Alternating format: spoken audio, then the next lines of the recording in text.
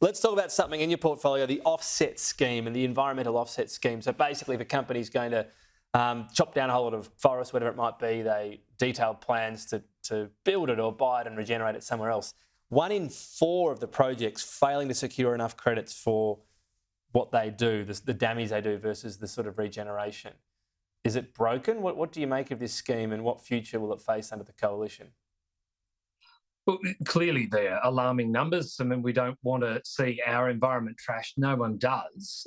But we did have a measure in place before the last election, which would have prevented or at least ensured that we deterred companies from doing this. That was blocked by Labor and the Greens. Now, the proof of the pudding is in the eating, and Labor, while having highlighted the problem, we know what it is now, have to come up with a solution. There are some bureaucrats that have been announced by the minister.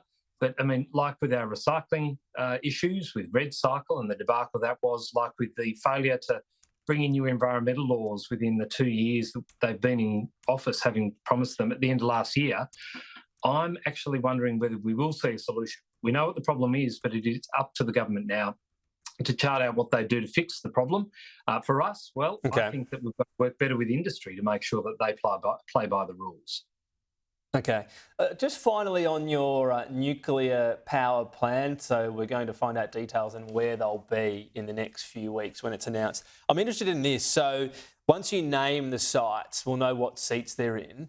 How do you gauge whether an electorate's rejected that? So let's say you win power at the next election, but there's a seat with a big swing that goes against the national mood that has a nuclear-powered energy proposal in it, a nuclear power plant. Would you consider that electorate to have rejected it?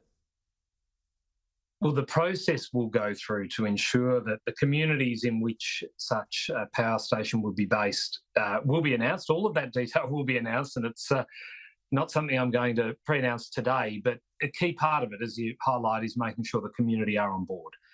This is not about forcing anything on anyone. It is about making sure that we have a viable plan that does have community consent to bring down power prices as part of a range of policy measures that will be announced before the next election. To rule it out, as Labor have, I think is irresponsible. To have this option on the table is exactly what Australia needs. And I look forward to the full details being there, and I look forward to debating it with my counterparts as time unfolds. But would you consider what an electorate does in terms of their vote, if they're selected, significant at least as to whether that initial proposed site becomes reality?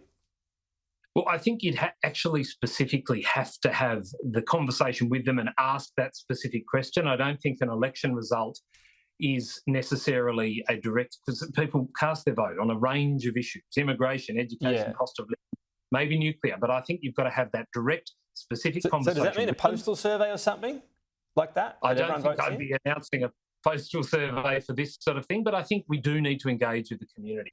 That's important. But how do you do it otherwise? Because, polling is, it's pretty good if you look at Newspoll, but they often ask a couple of thousand people around the country.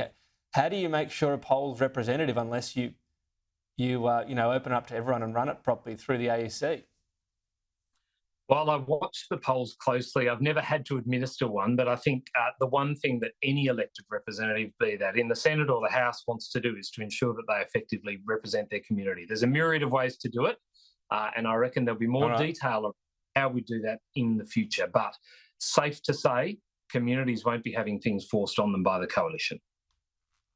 Okay, there you go. Maybe if there are pollsters out there looking for more business, the coalition might be able to conduct some big ones around regional Australia. Jonathan Duniam, thank you. Thank you, Tom.